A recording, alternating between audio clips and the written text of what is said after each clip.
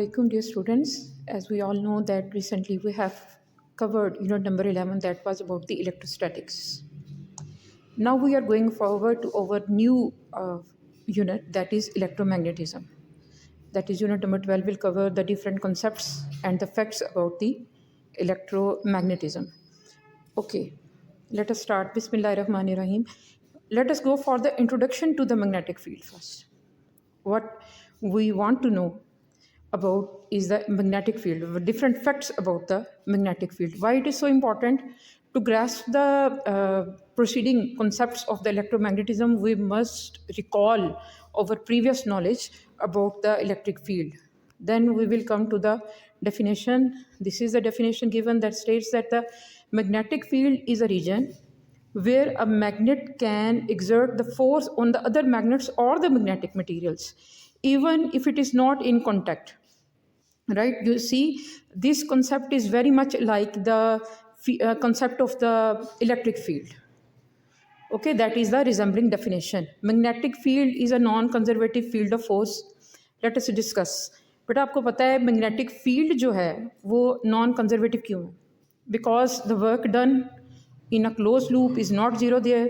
The different factors and the fractions of the energy can be added in to calculate the work done, right? And the other fact is it does not only, you can say that the initial and the final paths or the conditions may be different because of the different energy factors that are involved in the relevant phenomena. Then we can say that actually it is a non-contact field of force and a non-conservative field of force as well. Okay, there is another factor that the magnitude of the direction is very much related. So we can say that it is a vector quantity itself, right? And then it is represented by the magnetic lines of force as similar. They are very much similar to that of the electric lines of force that we have earlier studied in the previous chapter. And these lines are very much alike. The phenomenal very much like the electric lines of force. They emerge from the North Pole and they get sink in the South Pole. And their direction is towards from South Pole and from the North Pole. And then we can say that how electric field is produced. It is produced by these factors as mentioned, that it can be produced by the changing electric field or the moving charge or a bar magnet or the charge carrying electrical conductor. Okay, there is a very important concept that is related to it, that the electric field and the magnetic field will disturb each other, right? They have a natural ability to perturb each other and change the states, mutual states as well. Okay, concept is about the properties of the magnetic field lines. Okay, the properties, they are very much like, as I've earlier told you, that the magnetic field lines are very much like the electric field lines in that we have yet read in the unit number 11. Magnetic field lines, they never intersect each other. That is a very important property. The reason is same as that was in the electric field lines. They are very much resembling. Magnetic field line strength shows the density is shown by the density of the magnetic field lines. That is, greater will be the density of the magnetic field lines. The number will be greater, so the magnetic field will be strong one. And if that is less in number, then the magnetic field will be apparently weak. Okay, like poles will always repel each other. That is the like pole means north and north and south and south.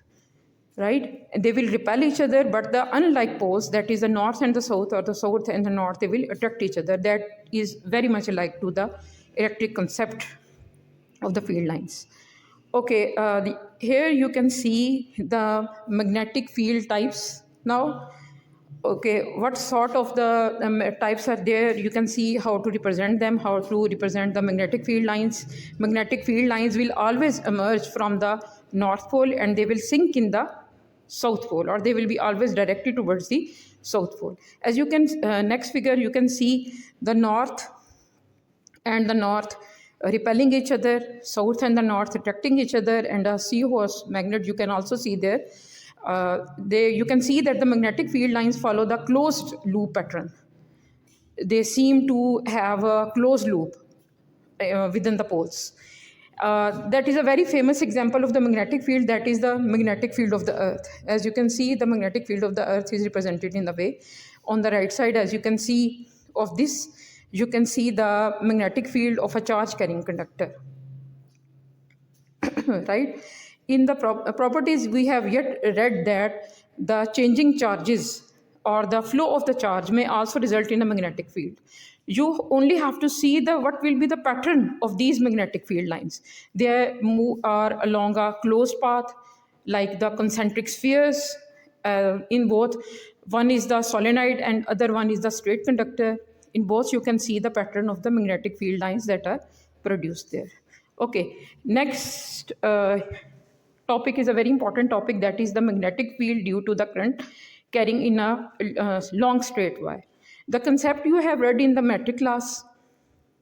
Okay, what is for what purpose do we use a magnetic compass? To see the direction of the magnetic field lines. Okay, we will only have a snap view of it and relate it to the our previous read concept about the phenomena.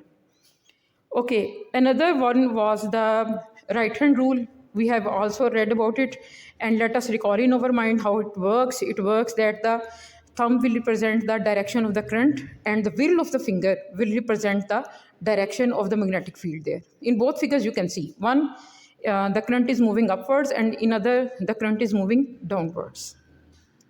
Okay, let us proceed to the next important topic, that is the topic for today, basic topic for the today, that is magnetic force on a current carrying conductor in a uniform magnetic field. Okay, that is a very important topic. I have considered the main part that is from the text context of your book. Okay, let me first tell you, another short video will be shared with it that will be about the Fleming's left-hand rule. The topic is the magnetic force. We are going to discuss the magnetic force on a current carrying conductor. Okay, you can see that the current carrying conductor will definitely have its own magnetic field in form of the concentric spheres. What will happen when we move it towards the magnetic field? It will definitely disturb each other. As I have earlier told you that the electric and the magnetic fields have ability to perturb each other, they disturb each other, and they change the state as well. As you can see, the concept is called as a catapult concept. It is a catapult fringe when a charge is brought about having its own magnetic field, when it will be entered in an external magnetic field, uniform external magnetic field, then what will it do? It will change the way, and a strain in the original magnetic field direction will appear. Right? That was very like this. See why it happens? Because the coming charge has its own magnetic field and it will disturb the external magnetic field as well. How much? Why it happens? It means that the both of the magnetic field, they will definitely exert the current carrying conductor and the magnetic field, that external magnetic field, they will have their own directions, and when they will disturb each other, a force will be generated there, which is called as the magnetic force. And it's a new concept. Let's see on what factors that this force depends on. It is directly proportional to the amount of the current, and it is directly proportional to the length of the conductor, and it's also directly proportional to the magnetic field, and it is also proportional to the angle between the incoming charge conductor and the direction of the external magnetic field. Okay, when we combine all these proportionalities, we get F is equal to ILB, that is, here I will show the current, L will show the length of the conductor, what B will show, it will show the magnetic field intensity, and the relation will be developed in the way. When we remove the proportionality, we introduce a constant there, that is K, and this constant of proportionality, the SI system, its value, it is equal to 1. So we can omit it from the relation, but we will get F is equal to BIL into sine theta, and you can see that I when we write in the vector form, the same expression, how it will become. That is given, all the content is given in your book. And the relevant question is how you can find the force on a charge carrying conductor when it is placed in a uniform external magnetic field. Okay, that is all for today. And don't forget to see the adjacent video about the Fleming's right hand rule, Fleming's